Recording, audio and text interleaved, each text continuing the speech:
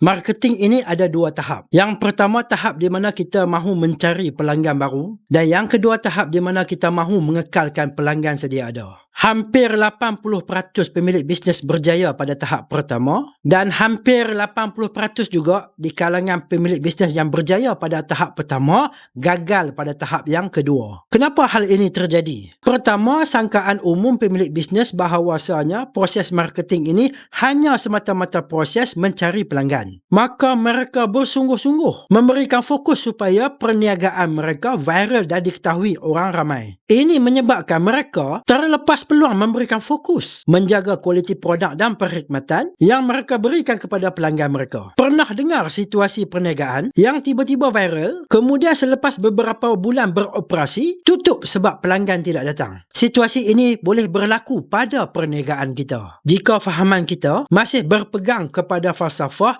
yang marketing itu adalah proses mencari pelanggan. Jadi bagaimana kita hendak pastikan pelanggan itu kekal bersama kita? Siapa yang ada jawapan? Boleh tinggalkan komentar di video ini.